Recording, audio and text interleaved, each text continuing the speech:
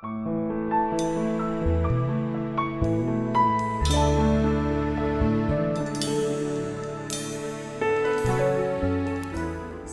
notre Dieu, nous voulons te dire merci.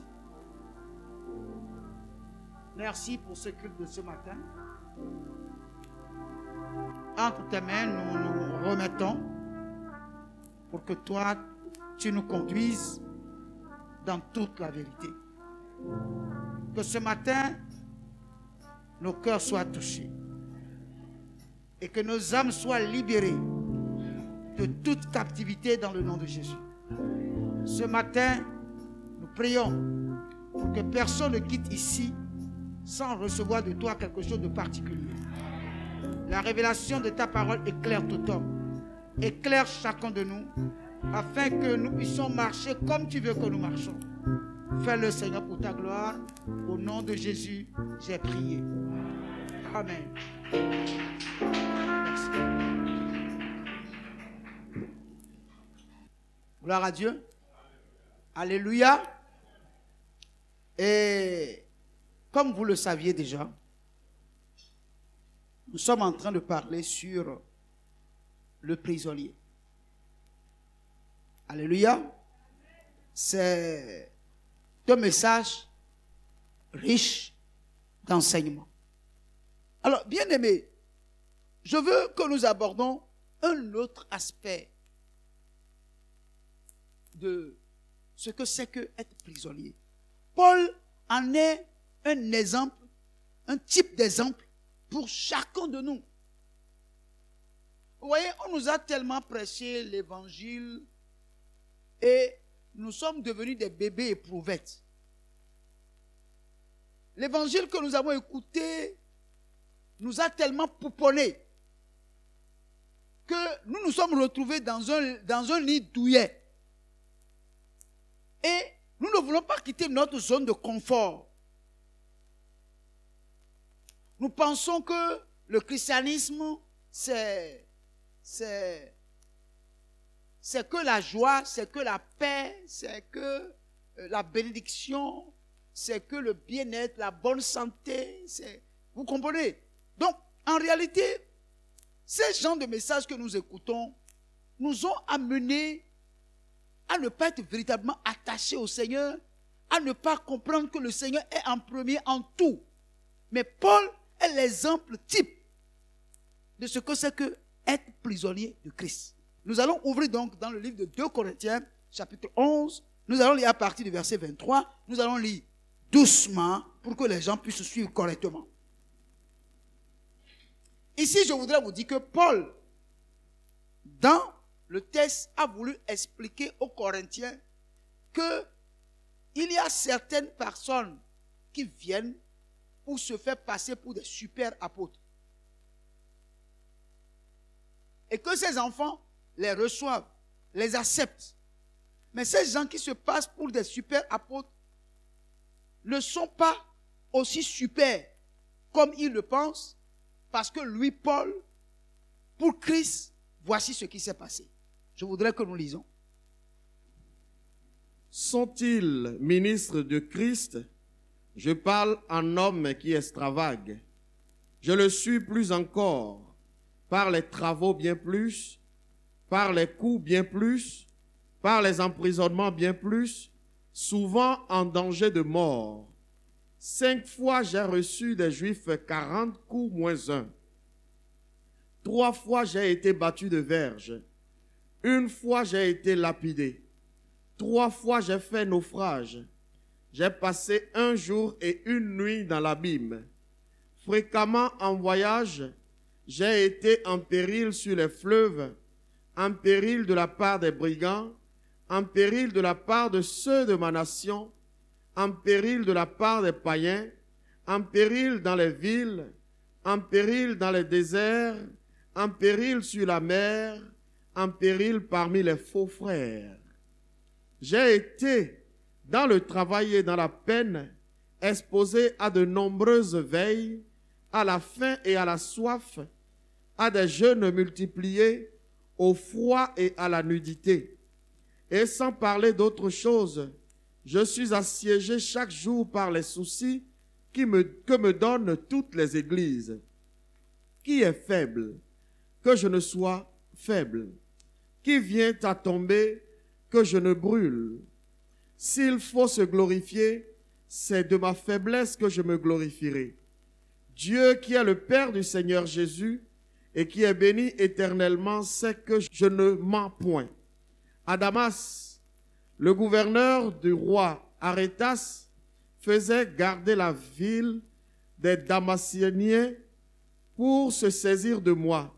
Mais on me descendit par une fenêtre dans une corbeille le long de la muraille et j'échappais de leurs mains. Amen. Gloire à Dieu. Alors, quand on lit ce texte, n'est-ce pas? Paul, le grand apôtre, le super apôtre que nous connaissons, à qui Dieu a révélé autant de mystères, il nous parle de ses souffrances. Alléluia. Vous êtes là, vous m'écoutez? Il nous parle de ses souffrances. Pensez-vous que nous-mêmes aujourd'hui, que nous devons être dispensés de ces souffrances-là? Gloire à Dieu. Pensez-vous que nous devons être dispensés de cette souffrance-là? Alléluia. Il dit, pour ces apôtres-là, qui sont super apôtres, qu'il le suit aussi, qu'il est aussi. Pourquoi? Parce que bien plus dans les travaux. Ça veut dire que ceux-là, Paul a travaillé plus qu'eux. Il a reçu plus de coups qu'eux. Il a été plusieurs fois emprisonné. Parce qu'il a volé? Parce qu'il a commis adultère? Non. Parce qu'il prêche l'évangile de Christ. Parce qu'il dit aux gens, le salut, c'est en Christ qu'on peut l'avoir. Pourquoi? Parce qu'il prône le Christ. Il ne vit que pour le Christ. Et pour ça, on le roue de coups. Il dit, les Juifs m'ont battu 40 coups moins 1, 3 fois. J'ai été emprisonné. J'ai été en péril. J'ai connu la faim, le jeûne. Ça veut dire, bien aimé, que Paul a expérimenté la souffrance pour Christ. Et dit, en plus de cela, les peines que les églises m'ont données, les soucis que les églises m'ont donnés, qui a été en peine que je n'ai souffert pour lui. Gloire à Dieu. Alors, bien aimé, l'évangile selon lequel, quand on est en Christ, on ne peut pas subir des souffrances, des persécutions, en réalité, n'est que mirage. Parce que c'est pour ça que quand un frère ou une soeur se trouve en difficulté, il commence par murmurer. Il commence par se plaindre, sans savoir que, en réalité, même en Christ, on peut traverser des tempêtes. Que pour Christ, on peut nous emprisonner. Pour Christ, on peut même nous tuer, nous lapider. Il dit, j'ai été lapidé 3 fois. Vous savez ce qu'on appelle lapider, non? On te met là et on te lance des pieds jusqu'à ce que tu meurs. Il dit, j'ai passé un jour et une nuit dans l'abîme. Ça veut dire quoi? Vous ne savez pas? Oui. C'est-à-dire, il a connu ce qu'on appelle le coma. On l'a tapé à Macédoine, on l'a tapé jusqu'à... Il ne bougeait plus. Et on l'a tiré pour le mettre sur un tas d'ordures. Il ne bougeait plus. On l'a tiré, on l'a mis sur un tas d'ordures. À cause de quoi? À cause de l'évangile. Et les disciples l'ont entouré et ont prié pour lui jusqu'à... Il est revenu à la vie. Et quand il est revenu, il dit, nous avons jugé bon de souffrir pour le Christ. Il dit, dans la ville qui est là-bas, là, j'ai encore des âmes à sauver. Après son réveil, il est retourné encore dans une autre ville pour prêcher l'évangile. Gloire à Dieu. Mais nous, il suffit que nous sortons, que nous évangélisons et que les gens se moquent de nous. C'est fini. L'évangélisation est terminée. Quand nous prêchons l'évangile à quelqu'un ou des collègues commencent par se moquer de nous à cause de Christ, nous ne parlons plus de notre Christ. Nous mettons notre Christ dans notre poche. Pour dire, si je n'en parle pas, personne ne va me persécuter. C'est pas ce que nous faisons. Paul n'a pas fait cela. Il a accepté de souffrir pour le Christ. Pourquoi? Parce qu'il n'est que prisonnier. Quand vous êtes un prisonnier, vous n'avez plus de volonté. Est-ce que vous savez que les prisonniers, il arrive des jours, on les prend et ils vont faire des corvées dans la ville? Vous ne le savez pas? Ils vont faire des corvées dans les villes. Des fois, on les amène à des endroits où il y a des herbes. Et tu vas les voir sacrés. Tu peux être directeur, PDG, tout ce que tu veux. Si tu vas en prison là, il y a des jours de corvée. Et on t'amène dans la rue. Tu vas sacrer, tu vas balayer. Et puis, les policiers sont là. Et tu es en tenue de prisonnier. Tous ceux qui te connaissaient là vont te voir. C'est ça, être prisonnier. Être prisonnier là, il n'y a plus de honte pour vous lorsque vous êtes prisonnier de quelqu'un, parce que c'est quand la personne ou la personne veut t'amener, c'est là que la personne t'envoie. Tu n'as pas de volonté. Aujourd'hui, on n'a plus de missionnaires. Quand Dieu dit à quelqu'un, je t'envoie à Segbana pour aller prêcher l'évangile, il va dire, Seigneur, je vais aller faire quoi là-bas? Là-bas, là, il n'y a pas de climatiseur. Il n'y a pas d'électricité. Je vais aller faire quoi là-bas? C'est-à-dire, les gens pensent que quand on est en crise, c'est le confort total. Il n'y a pas de souffrance, il n'y a pas de difficulté. Tout va bien, tout marche bien, tout roule sur des roulettes. Non, frère, non. Les premiers chrétiens n'ont pas vécu leur vie chrétienne comme ça.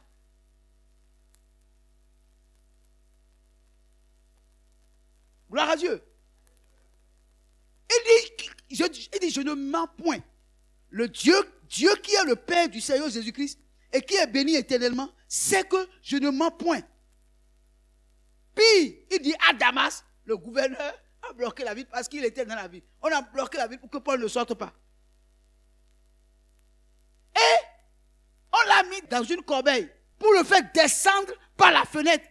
Parce que la ville est entourée de murailles. Donc les maisons sont élevées. Et ce n'est pas une fenêtre qu'on l'a fait descendre. On a mis dans une corbeille, pardon, et on a mis des cordes pour soutenir la corbeille, pour le faire descendre. Jusqu'à quand la corbeille est tombée sur la terre comme ça, il est sorti et puis il est parti. À cause de lui, toute la ville a été mise en alerte. Toutes les frontières sont fermées.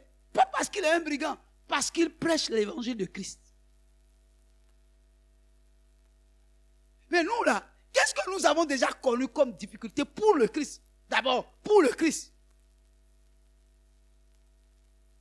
Peut-être même les membres de notre famille ne nous ont même pas persécutés. Nous n'avons même pas connu de persécution. Personne ne nous a dérangés pour le Christ. Mais parce que nous avons des besoins personnels auxquels Dieu n'a pas encore pourvu, nous murmurons, nous nous plaignons. Et nous pensons que Christ est à notre service. Et nous oublions qu'en réalité, c'est nous qui devons être à son service. Gloire à Dieu. C'est là le problème. Si quelqu'un veut me suivre, il n'a qu'à se charger de sa croix. Christ n'a pas caché ce que ceux qui vont le suivre vont endurer. Il n'a pas caché cela. Il dit, celui qui me suit, il n'a qu'à se charger de sa croix pour me suivre. Mais dès qu'une souffrance arrive, dès que quelque chose ne va pas, c'est fini. On a comme l'impression que tout le monde entier est tombé sur nous. Le ciel est tombé sur nous. C'est comme si Christ là, il n'est pas sérieux. S'il était sérieux, il ne peut pas voir ces choses m'arriver et ne pas réagir. Gloire à Dieu. Bien aimé, non, quand vous êtes prisonnier de Christ, vous êtes prêt pour toutes sortes de souffrances. Vous êtes prêt pour toutes sortes de souffrances. Si vous n'êtes pas prêt à souffrir pour le Christ, en réalité, vous devez savoir que votre place n'est pas avec le Christ. Votre place est ailleurs. Dans 2 Corinthiens chapitre 12, versets 6 à 10, il dit ceci. Si je voulais me glorifier, je ne serais pas un insensé, car je dirais la vérité. Mais je m'en abstiens afin que personne n'ait à mon sujet une opinion supérieure à ce qu'il voit en moi ou à ce qu'il entend de moi. Et pour que je ne sois pas enflé d'orgueil à cause de l'excellence de ces révélations, il m'a été mis une écharde dans la chair, un ange de Satan pour me souffleter et m'empêcher de m'enorgueillir. 3 fois j'ai prié le Seigneur de l'éloigner de moi. Et il m'a dit, ma grâce te suffit, car ma puissance s'accomplit dans la faiblesse. Je me glorifierai donc bien plus volontiers de mes faiblesses, afin que la puissance de Christ repose sur moi. C'est pourquoi je me plais dans les faiblesses, dans les outrages, dans les calamités, dans les persécutions, dans les détresses pour Christ, car quand je suis faible, c'est alors que je suis fort. Amen. Bien-aimé, Paul dit ici, s'il se glorifiait, on ne va pas le traiter d'insensé. Pourquoi? Parce que il a été un exemplaire en Christ. Il a travaillé. Il a souffert pour le Christ qu'il a saisi. Il dit, il pouvait parler et les gens vont croire qu'il est orgueilleux. Mais qu'il ne l'a pas fait. Et qu'est-ce que Dieu a fait? À cause de l'excellence de ces révélations qu'il a, Dieu n'a pas voulu qu'il puisse s'enorgueillir, que l'orgueil rentre dans sa vie. Qu'est-ce que Dieu a fait? Dieu a envoyé une maladie dans son corps. Vous pouvez comprendre ça? Lui-même, il dit que Dieu a envoyé, n'est-ce pas, une écharde dans son corps. Il lui a envoyé un ange de Satan pour mettre dans son corps une écharde. Pour que cette écharde soit pour lui une faiblesse. Malgré tout ce que Dieu fait au travers de lui, qu'il sache qu'il n'est qu'un homme, qu'il est faible. Comment Dieu peut aller jusque-là? Gloire à Dieu. Il dit, il m'a envoyé un ange de Satan pour mettre en moi une écharde. Et j'ai prié. 3 fois j'ai prié. Et il m'a dit, je n'enlève pas ça. Ma grâce là te suffit. Ça là, ça doit rester là pour demeurer une faiblesse. Que tu saches que tu es un homme. Tu n'es pas Dieu. Tant Dieu l'a utilisé, qu'on peut croire qu'il était Dieu. Et pour que lui-même sache qu'il n'est pas Dieu, il ne peut pas être égal à Dieu, Dieu a mis une écharde dans son corps par le biais d'un ange de Satan. Lui qui prie pour les gens guérissent là. Lui-même, il a prié. Il dit 3 fois j'ai prié. La première fois, Dieu ne lui a rien dit. 2e fois, il a prié, Dieu n'a rien dit. 3e fois, quand il a fini de prier, Dieu lui a dit, bon, si je ne me suis tué et je n'ai pas fait ça, c'est parce que je veux te dire que la maladie n'a qu'à rester là. Parce que ma puissance là, c'est dans la faiblesse que ma puissance se manifeste. Et Paul a cessé de prier. Il a accepté, ça là, c'est sa croix. Il a accepté de porter sa croix. Mais ça ne l'a pas empêché de continuer à faire l'œuvre de Dieu, à continuer à souffrir pour le Christ. Mais nous, dès que nous avons une épreuve là, c'est fini. Notre adoration prend un coup. Gloire à Dieu. Notre adoration prend un coup. Même pour venir à l'église là, il faut que le pasteur vienne pour nous supplier. Sinon, on dit non, Christ est contre moi. Sinon, comment ça peut m'arriver? Pourquoi je peux avoir ces problèmes? Pourquoi cette difficulté? Tu ne lis pas la Bible. Si tu lisais bien la Bible, tu vas comprendre que ce qui t'arrive là, c'est normal.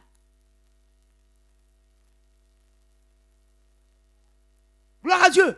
C'est normal. Avec Dieu, il arrive des moments où tout n'est pas vert. Et il faut apprendre à vivre avec, comptant sur la grâce du Seigneur. Il dit, ma puissance se manifeste dans la faiblesse. Ce n'est pas parce que tu es dans les problèmes que tu n'es pas fort. Ce n'est pas parce qu'il y a des difficultés que tu n'es pas fort, que tu es faible. Tu dois savoir que dans tes difficultés, la puissance de Dieu va se manifester à tout moment.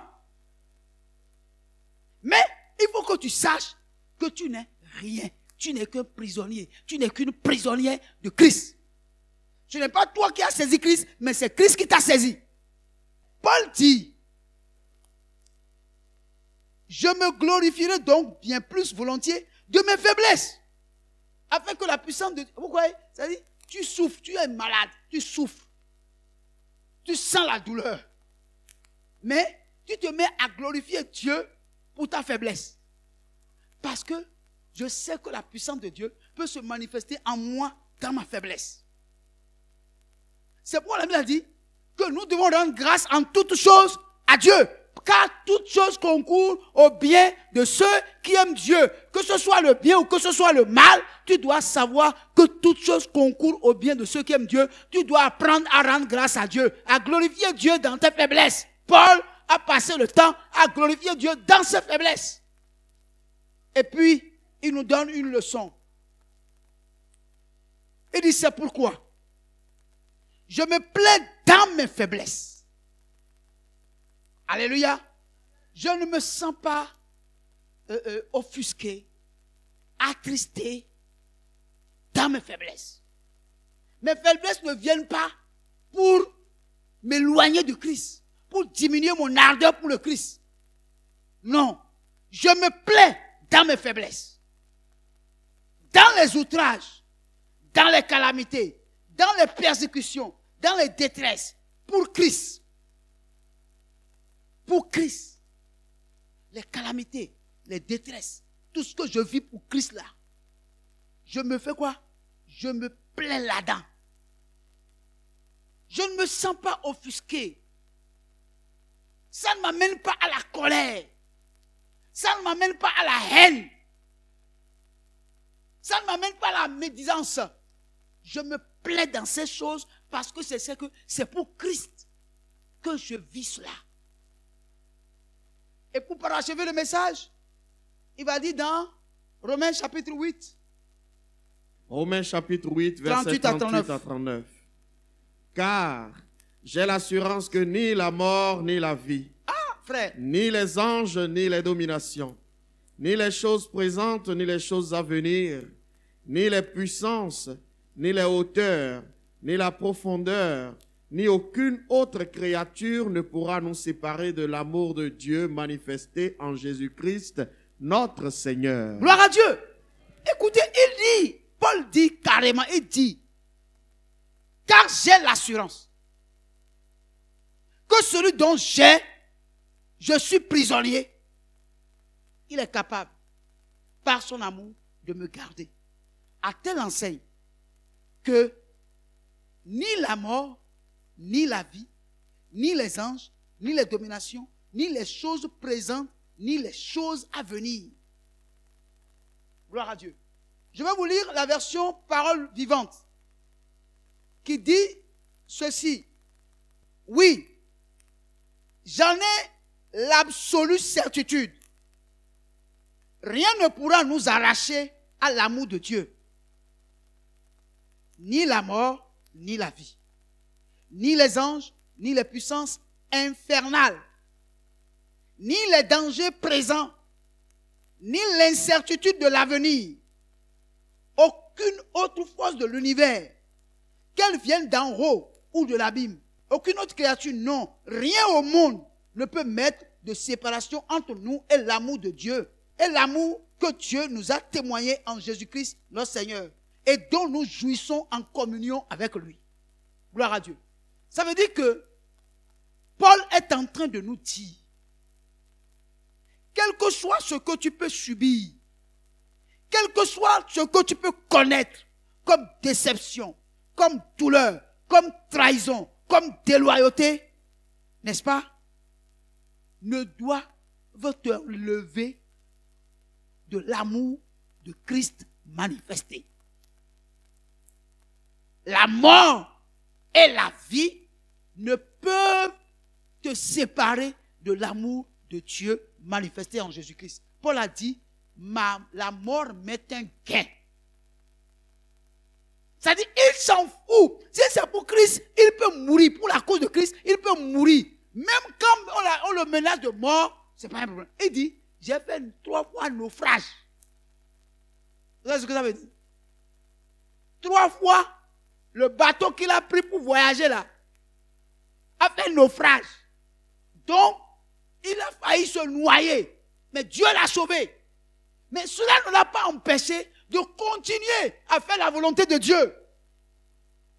Beaucoup d'entre nous, nous ne voulons pas faire la volonté de Dieu tout simplement parce que nous ne voulons pas souffrir. Nous ne voulons pas connaître des échecs. Nous ne voulons pas connaître la maladie.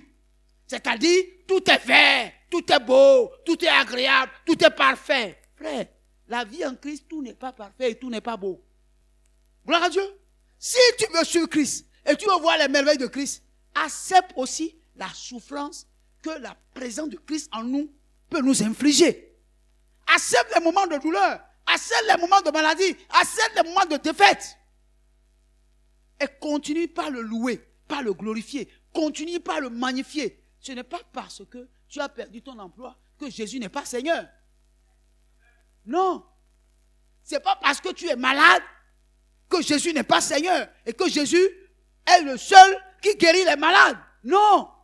Ça n'annule absolument rien. Tu dois apprendre à louer le Seigneur dans tes moments de faiblesse, dans tes moments de douleur, dans tes moments de manquement. Parce que tu n'es qu'un prisonnier. Quand tu es un prisonnier et qu'à midi on ne te donne pas à manger, tu vas réclamer.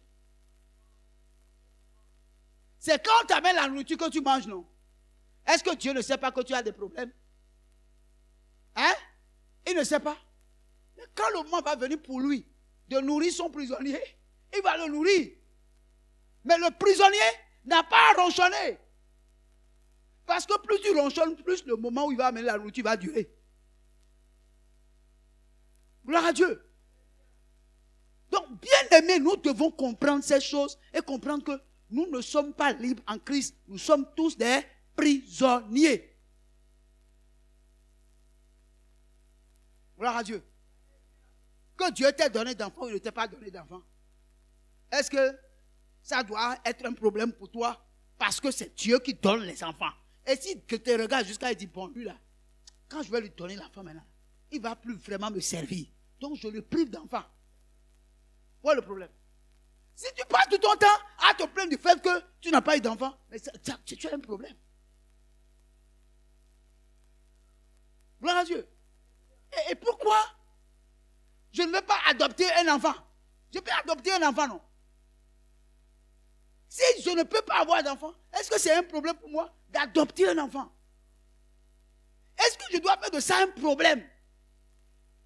Vous avez déjà appris que Dieu a dit que celui qui n'a pas d'enfant ne va pas aller au ciel. Mais il y a des gens, ils ont enfant, et c'est l'enfant qui va les empêcher d'aller au ciel. Entre avoir un enfant qui va t'empêcher d'aller au ciel et ne pas avoir d'enfant pour aller au ciel, tu choisis quoi? Hein? Et puis on va blâmer Dieu pour ces choses. On va blâmer Dieu parce que quelqu'un est mort jeune. C'est toi qui l'as envoyé sur la terre. Eh non, c'est pas normal. Tu as dit je vous rassasierai de longs jours. Oui, tu as dit je vous rassasierai de longs jours. Mais est-ce qu'il est obligé de rassasier tout le monde de longs jours? Hein? Est-ce qu'il est obligé? Et à quoi les gens disent non, si Dieu, ce jeune homme-là est mort comme ça, c'est que vraiment moi je ne comprends pas Christ. Non, si c'est ça, moi je ne vais plus l'adorer. Il ne faut pas l'adorer, c'est toi qui vas aller en enfer. Et c'est un problème pour Dieu que toi tu ailles en enfer, c'est un problème pour Dieu. Non, c'est une faveur pour toi d'aller au ciel. C'est pourquoi, bien aimé, si nous savons que Christ est la solution de notre vie, faisons-nous prisonniers de Jésus-Christ. Acceptons d'être ces prisonniers. Au lieu de ronchonner, de murmurer, de s'acasser. Frère, tempo. Ramenons la balle à terre. et comprenons que nous ne sommes que des prisonniers et des prisonniers de Jésus-Christ. Abandonnons-lui totalement notre volonté. Laissons-lui le volant de la voiture, que lui-même conduit la voiture. Laissons-lui l'accélérateur, laissons-lui le frein. Laissons-lui notre vie, que lui, il manœuvre notre vie comme lui il veut, pas comme nous voulons. Dans le jardin de Gethsémani, il dit, Père, non pas ma volonté, mais que ta volonté soit faite. Si seulement cette coupe pouvait être éloignée de moi. Mais frère Père, je veux pas que ma volonté soit faite, mais que seule ta volonté à toi soit faite. Donc je me remets en tes mains. Fais de moi ce que tu veux. Est-ce que Dieu peut trouver parmi nous des gens qui vont lui dire, Seigneur, je me laisse en tes mains, que ta volonté soit faite. Cette affaire, je te l'abandonne. C'est toi qui connais le tenant et les aboutissants de ma vie. Je m'abandonne. Est-ce que Dieu va trouver des hommes et des femmes qui vont lui faire confiance? Il dit, Seigneur, je m'abandonne. Je suis ton prisonnier. Traite-moi comme tu veux. Gloire à Dieu. Ce que Dieu veut qu'il y ait des hommes et des femmes qui soient prêts à s'abandonner pour dire, Seigneur, me voici, je suis ton serviteur, je suis ta servante, qu'il me soit fait selon ta volonté. C'est la réponse que Marie a donnée. Il dit, mais je suis ta servante, que cela me soit fait selon ta parole. Je n'ai pas de volonté. Si c'est ce que tu as décidé de faire, je n'ai pas de volonté. Je m'abandonne entre tes mains. Seigneur, mes frères et mes soeurs, Dieu prendra la meilleure décision pour chacun de nous. Dieu ne prendra jamais une mauvaise décision. Il prendra la meilleure décision pour nous. C'est pourquoi, bien-aimés, ne ronchonnons plus. Laissons Christ guider notre vie. Que tu n'aies pas mangé hier nuit à aujourd'hui, rends gloire à Dieu. S'il te prive encore tout au long de la journée de la nourriture, rends-lui gloire parce qu'il sait que tu ne mourras pas de faim. Mais autant voulu, autant opportun, lorsque son heure va sonner, rien ne peut arrêter Dieu dans sa décision. Gloire à Dieu. Il dit, un jour est comme 1000 ans et 1000 ans est comme un jour. Tu peux souffrir jusqu'à, on va dire, toi là, vraiment, il fallait mieux que tu ne vives pas. Les gens ont dit même un avorton vaut mieux que toi. Gloire à Dieu. Si c'est ça, Dieu que tu sais là, moi vraiment, ton Dieu là, il est bizarre. Mais un jour, Dieu peut prendre, un jour là c'est beaucoup. En une fraction de seconde, Dieu peut changer, n'est-ce pas, le cours de ta vie. C'est-à-dire, on va dire, mais comment, qu'est-ce qui s'est passé? Du tic au tac, on constate que tu es devenu le contraire de ce que tu étais. Dieu est capable de le faire en un seul jour. C'est pourquoi nous n'avons pas de choix. Demeurons prisonniers de Christ. Si nous ne le sommes pas encore, faisons tout pour devenir son prisonnier. C'est tout. Prisonnier de sa parole. Nous raisonnons tellement, non, mais si on fait ça comme ça, la parole de Dieu a dit ça, mais si on fait ça comme ça, frère, c'est Dieu qui a dit c'est comme ça, il faut faire. Pourquoi toi tu me dis qu'on peut faire ça comme ça, mathématiquement parlant, scientifiquement parlant? Il faut laisser science et mathématiques. Écoute la parole de Dieu. La parole de Dieu est au-dessus de la science et de la mathématique. Ah, la parole de Dieu a dit ceci, ben voilà, logiquement. Frère, laisse logiquement. Il n'y a aucune logique dans les faits de Dieu. Dieu ne fait rien logiquement. Quelqu'un m'entend? Dieu ne fait rien logiquement selon les hommes. Ce qui est logique pour les hommes n'est pas logique pour Dieu. Et ce qui est logique pour Dieu n'est pas logique pour les hommes. Bien-aimés, est-ce que vous avez compris? Nous n'avons pas de choix, frère. Celui qui met la main à la charrue et qui regarde derrière n'est pas digne de lui. Cesse de raisonner. Dieu sait que je n'ai pas le temps, le travail là, toutes ces choses. Et puis maintenant, il faut venir à l'enseignement, il faut prier, il faut jeûner, tout ça là. Frère, quand tu n'avais pas le boulot, tu ne jeûnais pas. Quand tu n'avais pas le boulot, tu ne venais pas à l'église.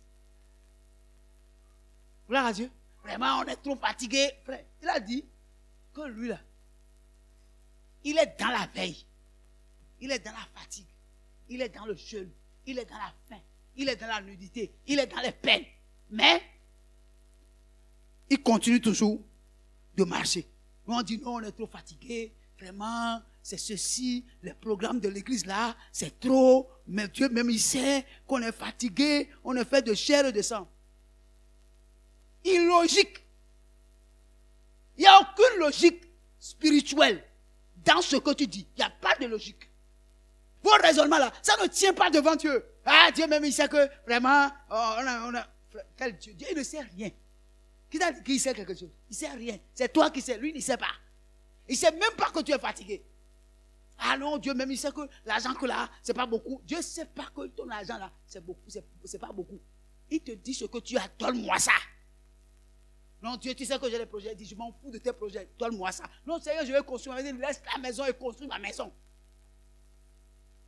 Ah Seigneur, j'ai fait, donne ta nourriture à celui-là, il a faim. Ah non, mais moi aussi j'ai faim. Il dit, non, il a plus faim plus que toi, donne pour lui. Il dit, non Seigneur, vraiment. Non, il n'y a pas de logique dans ton vraiment. Toutes les excuses que nous donnons pour ne pas adorer Dieu, nous et notre famille et nos biens là, n'est pas logique. Parce que si nous savons que nous sommes prisonniers de Christ, il n'y a rien qui soit à nous, qui ne soit à Dieu. Nous-mêmes là, nous lui appartenons corps, âme et esprit. Cesse de lutter contre Dieu. Cesse de lutter contre Dieu. Tu es un prisonnier. Si tu refuses d'être prisonnier, ça sera difficile pour toi d'aller au ciel. Nous n'avons rien à perdre. Si nous acceptons d'être ces prisonniers, nous avons tout à gagner. Tout à gagner. Est-ce que tu peux baisser ta tête là où tu es? Est-ce que tu peux parler à Dieu? Qu'est-ce que l'Esprit de Dieu t'a dit? Qu'est-ce que l'Esprit de Dieu t'a communiqué? Là où tu es, qu'est-ce que l'Esprit de Dieu t'a communiqué? Tu vas élever ta voix et tu vas parler à Dieu. En 2 minutes, tu vas parler à Dieu, s'il te plaît. Qu'est-ce que tu as reçu? Quel est le message de Dieu pour toi ce matin? Qu'est-ce que tu as retenu? Ce que tu as retenu, c'est ce que Dieu t'a révélé. Maintenant que Dieu t'a parlé, qu'est-ce que tu vas faire? Quelle décision tu dois prendre? Tu vas continuer à demeurer libre en Christ, sans accepter que Christ fasse de toi son prisonnier. Tu vas continuer à raisonner sur la parole de Dieu. Est-ce que tu vas dédier ta vie entièrement à Christ? Est-ce qu'à un moment donné, tu vas accepter l'écharde que le Christ a laissé dans ton corps, comme ça a été le cas de l'apôtre Paul? Il a prié 3 fois, Dieu l'a dit, ma grâce t'a suffi. Cette chose pour laquelle tu pleures, alors que tu as prié, tu as jeûné, tu pleures, tu as jeûné, tu pries. Est-ce que tu peux t'arrêter un instant et commencer par rendre grâce à Dieu pour cette faiblesse qui est dans ta vie, pour voir ce que Christ peut faire? La Bible a dit, soyez reconnaissants en toutes choses. Soyez reconnaissants en toutes choses. Est-ce que tu peux apprendre ce qu'on appelle la reconnaissance?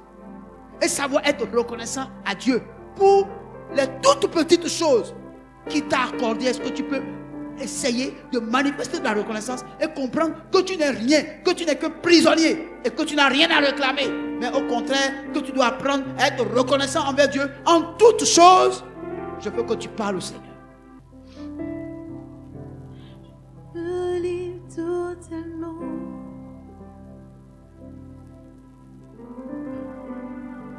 Je me livre totalement. Tu peux m'utiliser. Je me livre totalement.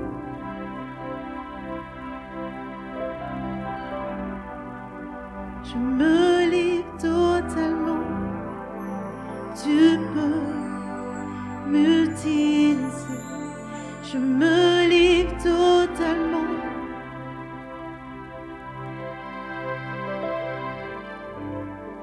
Je me livre totalement. Tu peux m'utiliser. Je me livre totalement.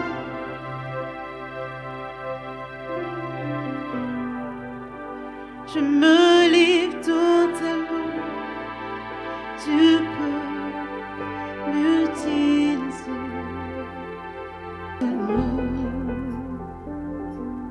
Seigneur, nous voulons te dire merci pour ta parole qui est sortie.